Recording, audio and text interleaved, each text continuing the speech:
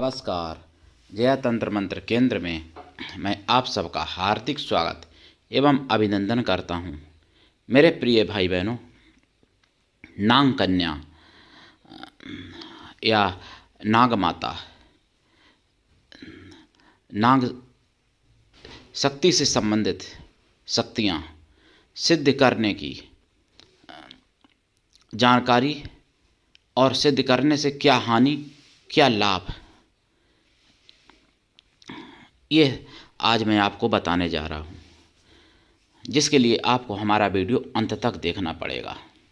यदि आपने हमारा चैनल अभी तक सब्सक्राइब नहीं किया है तो तुरंत लाल वाली बटन दबाओ और घंटी बजा दो, ताकि मैं कोई भी वीडियो डालूं सबसे पहले पहुंचे आप तक। कोई शुल्क एवं चार्ज भी नहीं कटेगा। आप हमारे वीडियो को फेसबुक पर, व्हाट्सएप पर, ट्विटर अकाउंट के माध्यम से और इंस्टाग्राम पर अधिक से अधिक शेयर, लाइक और कमेंट करना आपका फर्ज है। दुनिया में जिसका कोई नहीं मैं उसका हूँ। अगर आपको अपनों ने धोखा दिया है, यदि आपको परायों ने धोखा दिया है, तो आप एक बार मुझे अवश्य आजमाएं। हमारा मोबाइल नंबर है 9305 63 71 73। यदि आप मुझे निस्वार्थ दिव्य पवित्र प्रेम देना चाहते हैं या आप मेरे द्वारा निस्वार्थ पवित्र दिव्य प्रेम पाना चाहते हैं, तो आपका स्थान मेरे लिए मेरे प्राणों से भी करोड़ों गुना ऊपर है। जहाँ पर सच्चा पवित्र निस्वार्थ दिव्य प्रेम होता है, वहाँ पर किसी भी प्रकार का कोई स्वार्थ बीच में नहीं आना चाहिए। सच्चा प्रेम कभी समाप्त नहीं होता है, दिन दूना रात चौगुना हमेशा बढ़ता रहता है। मेरे प्रिय भाई बहनों, मैं राष्ट्रीय अध्यक्ष कृष्णा दल आप सबसे निवेदन करता हूं, यदि आप मानवतावादी हैं अथवा आप सनातनी हैं तो मुझसे ज़रूर जुड़ें। अगर आप में योग्यता हुई तो मैं आपको पदाधिकारी भी बनाऊंगा अपने संगठन में। ये कृष्णा दल संगठन हमारा आपका एक परिवार है। आप देश विदेश में विश्व के किसी भी कोने में रहते हैं, किसी भी जाति धर्म से हैं, कोई दिक्कत नहीं। आप हमारे दिए हुए ज्ञान से भरपूर लाभ उठा सकते हैं। मैं अपने चैनल के माध्यम से आयुर्वेदिक ज्ञान, ज्योतिष शास्त्र का ज्ञान, तंत्र मंत्र, तीज त्योहार, सत्संग, प्रवचन का ज्ञान एवं कुछ महत्वपूर्ण खबरें भी आप तक पहुंचा रहा हूं और धीरे धीरे पहुंचाता रहूंगा। बस आप हमारी आवाज़ बनिए, आप सब लोग, क्योंकि एक अकेले हमारी आवाज़ नहीं, ये आप सबकी आवाज़ है, पूरे सनातन धर्म की आवाज़ है, पूरे विश्व की आवाज़ है।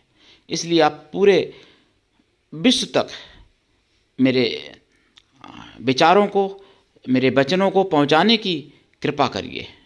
मेरे प्रिय भाई बहनों, लोग दीक्षा बेचते हैं, मैं कोई दीक्षा बेचता नहीं, मैं कोई सामान भी नहीं बेचता। अपने चैनल पर बता देता हूं कि कहाँ क्या चीज़ मिलेगी, आप जाके ले सकते हो, जागृत हमसे करवा सकते हो, या आपके नज़र में कोई और विद्वान पंडित हैं उनसे भी जागृत करवा सकते हो। तांत्रिक मांत्रिक वस्तुएं अगर आपको पता है आप वहाँ से ले सकते हो। जिसको नहीं मालूम उसको मैं बता देता हूँ, भाई फला जगह ले लो, वो कोई हमारा परिचित नहीं है जिससे ले लो, मैं बताता हूँ जिससे।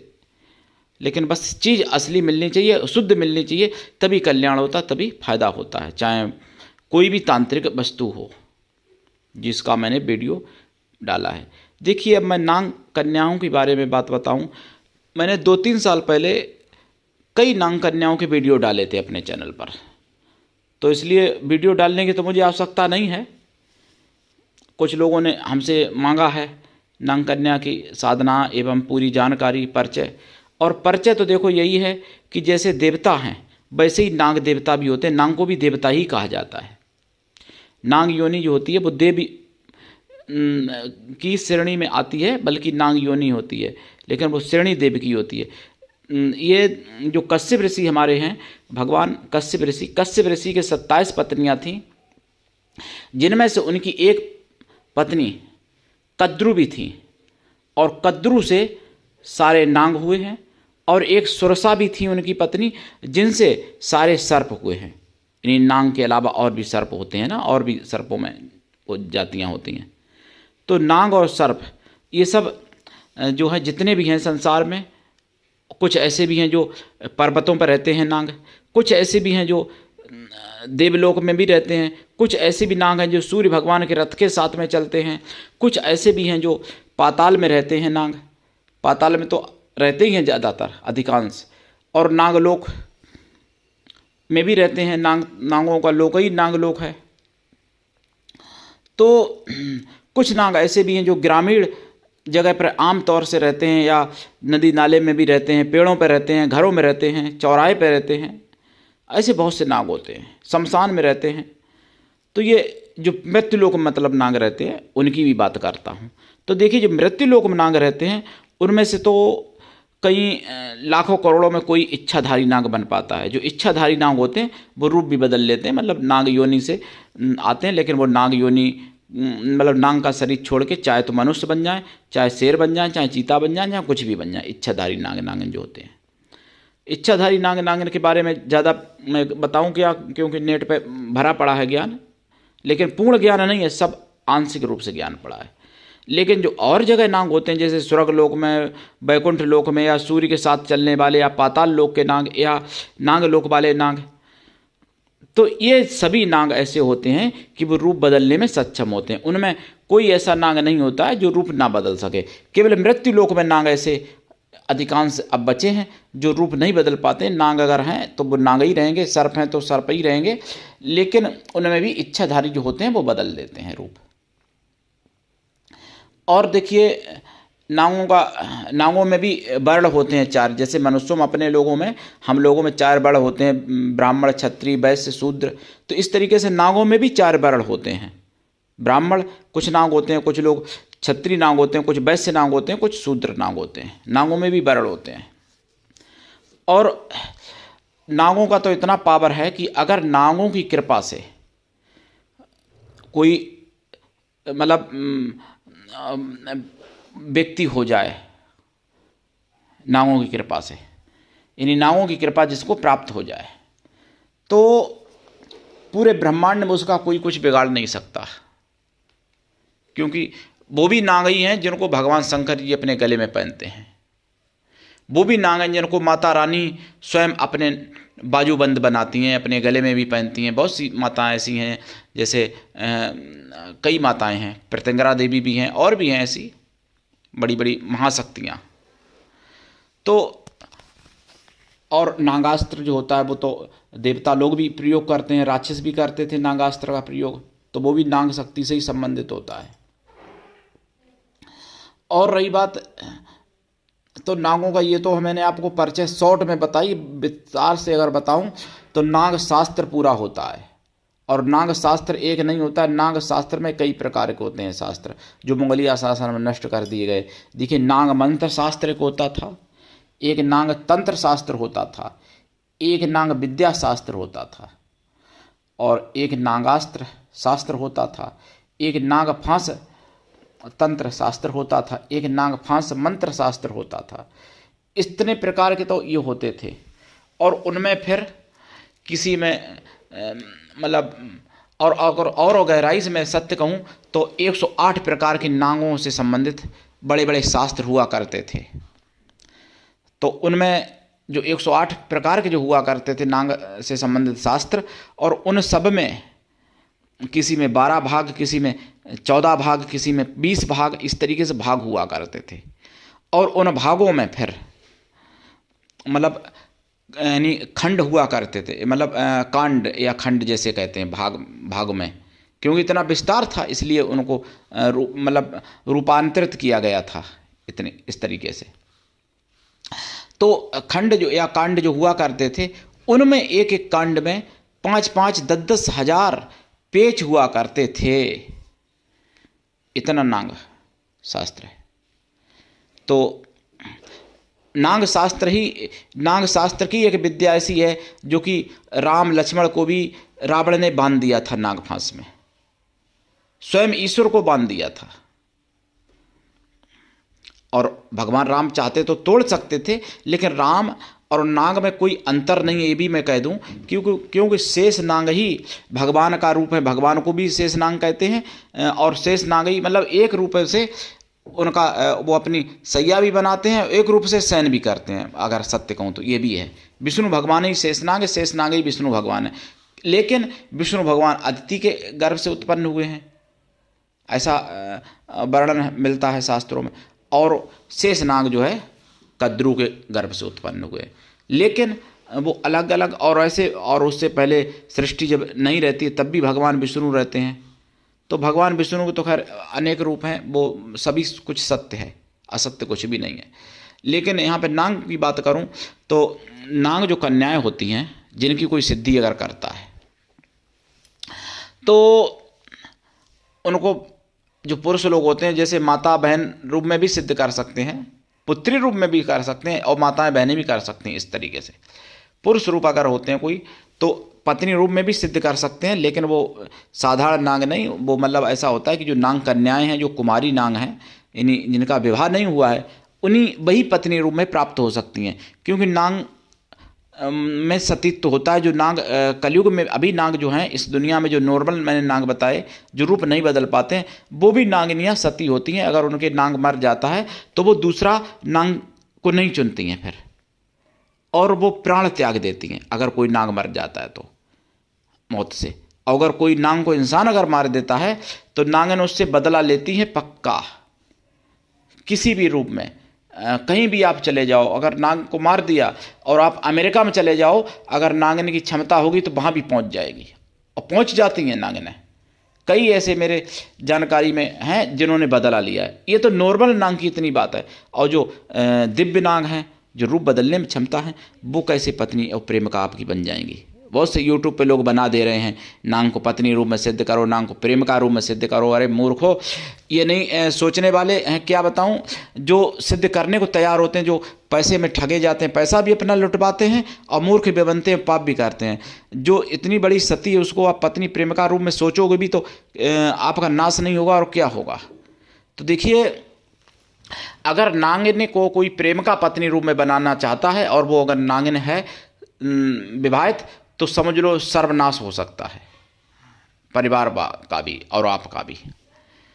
लेकिन अगर नागिन को आप माता बहन पुत्री रूप में अगर आप सिद्ध करते हैं तो कोई दिक्कत नहीं है, सारे लाभ हैं।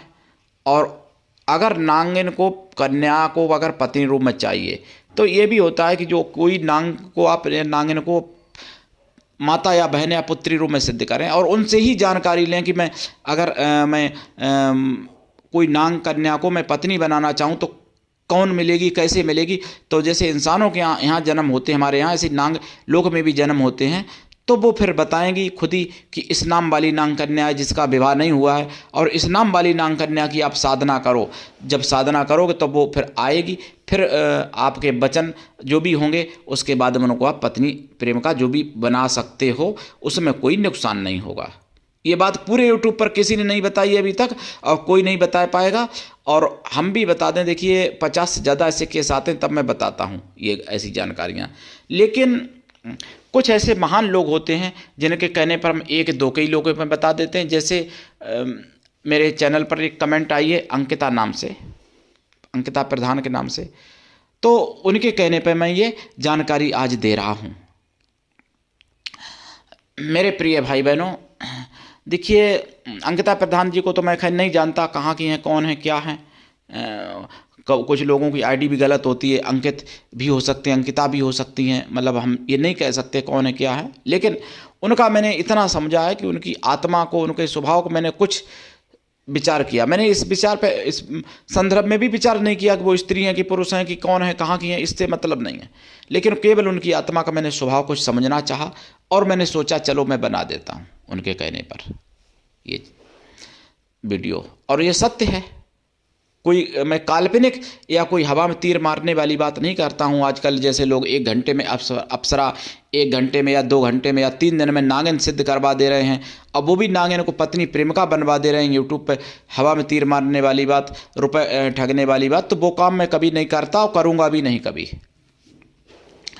तो नागिन को पत्नी प्रेमिका बनाना, अपनी मौत को निमंत्रण देना, ये मैं कहूँगा आपको। क्योंकि जो सती है, जो विवाहित है, अब आपको नहीं पता है कौन सी नागिन विवाहित है कौन सी नहीं विवाहित है। आप क्या जानोगे, हम क्या जानेंगे। जब वो हमको कोई नागिन माता या बहन या पुत्री रूप में सिद्ध हो जाए तो उसके बाद में या नांग ही कोई सिद्ध हो जाए भाई पिता पुत्र रूप में, तो उसके बाद में हम उनसे पूछ सकते हैं कि ये हम करना चाहते हैं पत्नी रूप में नांग कन्या को, तो कौन सी नांग कन्या ऐसी है जो अभी मुझे प्राप्त हो सकती है, कोई प्राप्त कराने की कृपा करो।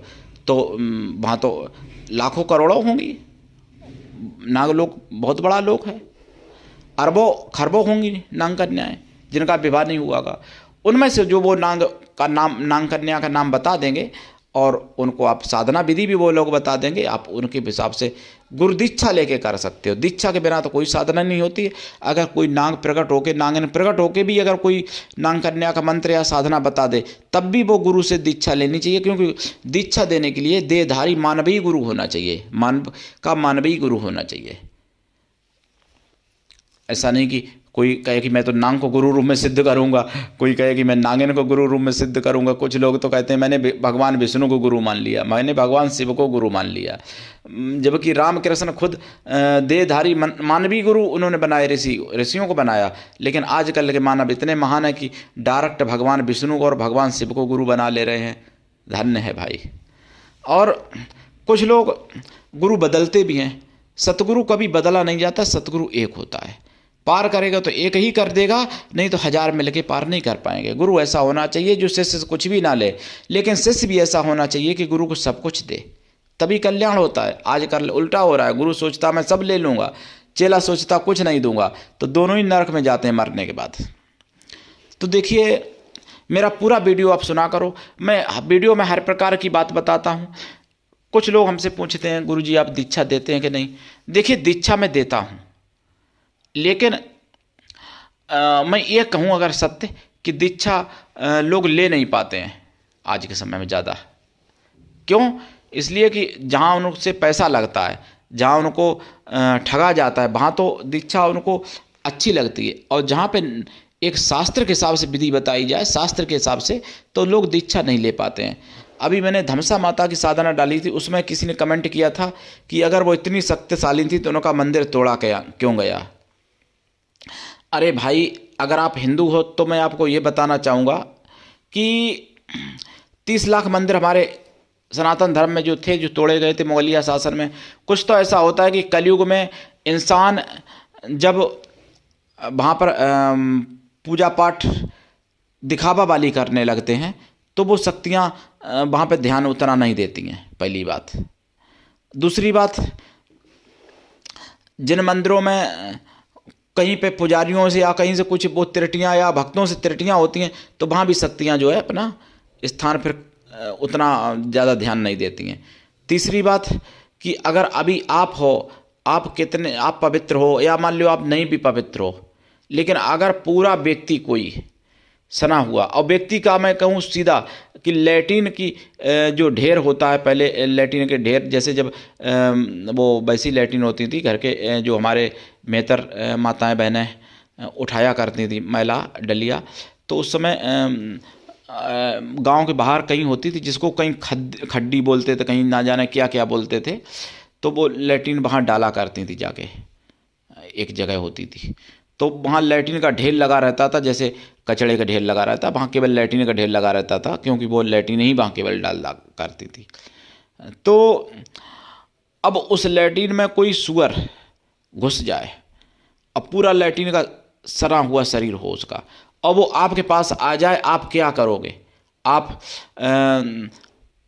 के पास डंडा भी नहीं है मारने के लिए, और आप मान लो अपने द्वार पर बैठे हो, तो आप घर के अंदर भागोगे या उस सुअर के पास बैठोगे, उसको मतलब वो अगर आपके पास आए तो उससे आप चिपक जाओगे? ये प्रश्न का जवाब दीजिएगा कमेंट करके। तो इसी तरीके से हुआ है, जो गाय खाने वाले हैं उनसे ऊर्जाएं नष्ट हो जाती हैं। अगर आप हिंदू हैं तो ये उत्तर, और अगर मुसलमान हैं या आप ईसाई हैं और आप ये अगर आप ये कहना चाह रहे हैं कि मतलब कि सनातन धर्म के देवी देवता झूठ हैं, क्योंकि आपका प्रश्न है कि अगर वो इतनी शक्तिशाली थी तो मंदिर क्यों तोड़ा गया, तो उसके लिए मैं कहना चाहूँगा कि ये पहली बात तो सनातन हमारे भारत में जितने हिंदू से ही लोग बने, ईसाई और मुस्लिम, आपके पूर्वज कभी हिंदू ही रहे होंगे, और आपके पूर्वजों में दम भी होगी, सब कुछ होगा। लेकिन आपके लिए प्रश्न है कि अगर आप हिंदू नहीं हैं तो, कि अगर आपके पूर्वज वास्तव में मनुष्य थे, वास्तव में वो इंसान की संतान थे, तो वो कन्वर्ण क्यों हो गए, क्यों ईसाई बन गए, क्यों मुस्लिम बन गए, जिनसे आप जैसे लोग उत्पन्न हुए? और अब भी आप क्यों नहीं सुधर के सनातन में आ जाते हो? और दूसरी बात देखिए, अगर आप हिंदू हैं तो हमने आपको देखो उत्तर दोनों प्रकार से हैं भाई। जो कन्वर्ट हो गए हैं हमारे भारत देश में, उनका लिए तो सीधा सीधा है कि जब अरबी घोड़े आए और उन्होंने उनकी दादियों नानियों पर दादियों के साथ सब किया उल्टा सीधा, और उन्हीं की फिर संतानें हुई, और वो फिर भाई सनातन से उनको। और दूसरी बात, 750 बरस तक रहा राज्य मुगलिया शासन में, कोई 1-2 साल तो रहा नहीं, जो कि व्यक्ति भाई चले गए तो अपने लोग वापस मजहब में आ जाते, अपने धर्म में आ जाते, सनातन में वापस उनको आने नहीं दिया गया, और वो मर गए, उनके बच्चे भी उसी में रहे, और पीढ़ियाँ कई बदल गई 750 बरस में। तो इसलिए बेचारे बने रहे। कुछ लोगों को ज़बरदस्ती लोग अधिकांश बने, कुछ लोग प्रलोभन में आके बन गए। आज भी प्रलोभन दिया जाता है और ईसाइयों को बनाया जाता। कई लोग मुझे बताते हैं कि मेरे पास फ़ोन आए, मेरे पास लोग मिलने आए और कहा कि महीने में इतना पेमेंट मिलेगा, आप ईसाई बन जाओ। गोवा जैसी जगह में, केरला जैसी जगह में आज भी हो रहा है बहुत कुछ, और हर जगह हो रहा है। एमपी में भी हमारे हो रहा है, हमारे दिल्ली में भी हो रहा, हमारे पंजाब में भी हो रहा, हमारे हरियाणा में भी हो रहा, हमारे उत्तर प्रदेश में भी हो रहा, हमारे बिहार में भी हो रहा, हमारे बंगाल में भी हो रहा है। हर जगह हो रहा है कि सनातन से कैसे भी अलग किया जाए लोगों को। और मूर्खों को ये नहीं मालूम है कि सनातन धर्म नहीं होगा तो तुम्हारे बच्चे भी नहीं बचेंगे, तुम भी नहीं बचोगे, दुनिया ही नहीं बचेगी। लेकिन नहीं मूर्ख मानते हैं, क्योंकि कुछ लोग ऐसे होते हैं कि किसी को ज्ञान मिलता नहीं है। कुछ लोग ऐसे होते हैं कि ज्ञान को लेना नहीं चाहते हैं, ज्ञान को सुनना नहीं चाहते। उनके मन में जन्म से ही कचड़ा भर दिया जाता है, मतलब गर्भावस्था से ही पहले से ही कचड़ा भर दिया जाता है उनके मन में। तो फिर वो जन्म के होने के बाद भी फिर कचड़े में उनको पालन पोषण होता है, तो वो ज्ञान को एकदम मिथ्या मानते हैं, झूठ मानते हैं सच्चे ज्ञान को।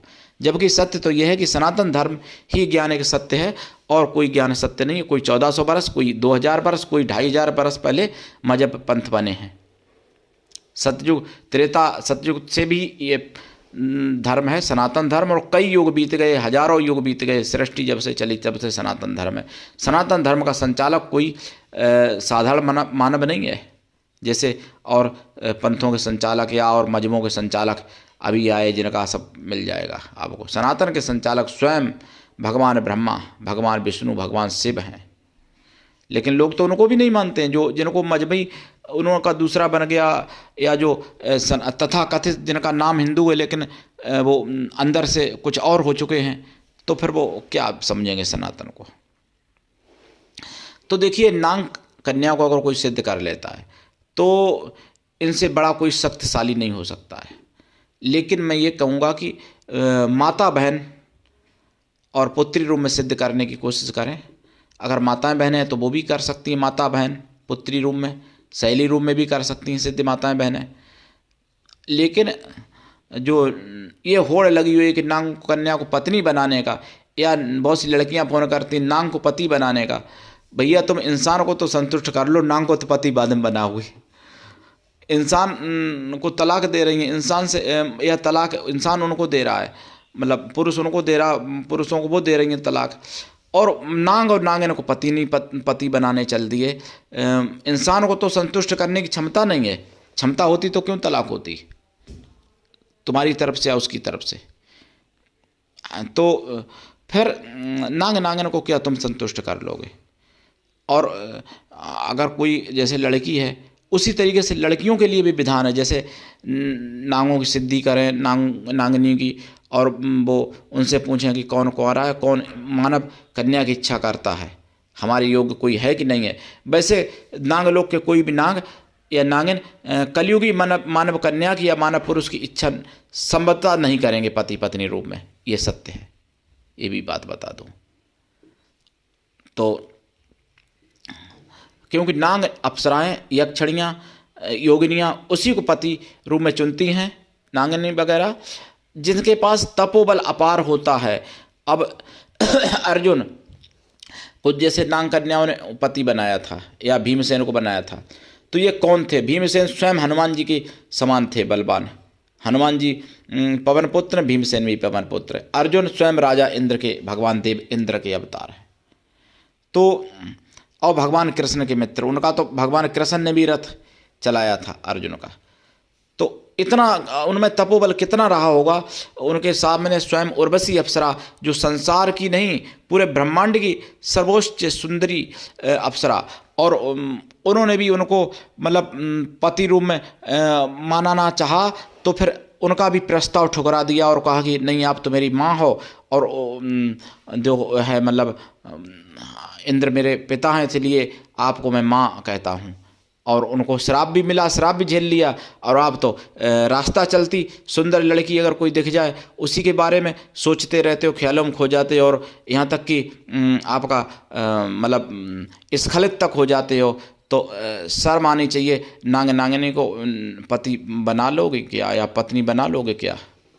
इस चीज़ के लिए थोड़ी सी, हाँ ये सत्य है कि अगर नाग नागिनी की कृपा हो जाए और आपकी भक्ति बहुत मजबूत हो, गुरु की कृपा छप्पर फाड़ हो आपके ऊपर, और आपके पास तपोबल भी हो, तो नाग कन्या जिसकी विवाह नहीं हुआ है, जिसने किसी को पति नहीं माना है, मतलब तो वो आपको पति मान सकती है। इसी तरीके से नाग कुमार भी आपको पत्नी मान सकता है, ये भी सत्य है। लेकिन इसके लिए एक जन्म की तपस्या से नहीं, इसके लिए कई जन्मों की तपस्या लगती है। सत्य तो ये है। यूट्यूब पे लोग करा दे रहे हैं भैया, तो उनके लिए तो आप स्वतंत्र हो, पैसा लूटो लूटो और लूटो। उनको मैं रोक नहीं सकता, जो लूट रहा उनको भी नहीं रोक पाऊंगा भैया, और जो लूट रहा उसको भी नहीं रोक सकता। जिसको गिरना ही है कुआं में, तो मैं क्या करूं मेरे प्रिय भाई बहनों। लेकिन सत्य तो ये है, ये जो जानकारी है पूरे यूट्यूब पर खंगाल लेना, कोई नहीं बताएगा आपको। तो मेरे प्रिय भाई बहनों, उठाइए लाभ, दीक्षा लीजिए। बिना दीक्षा के कोई सफलता नहीं मिलती है। मैं दीक्षा देता हूँ, निःशुल्क देता हूँ, और सारे नियम हैं। बात करने का हमसे टाइम हमने बता ही दिया, नंबर दिया ही है, तो करिए बात हर प्रकार की। आप हमसे राय परामर्श ले सकते हो, किसी भी प्रकार की हो, किसी भी क्षेत्र में हो। आज के लिए इतना ही, धन्यवाद। जय श्री राम, हर हर महादेव, वंदे मातरम।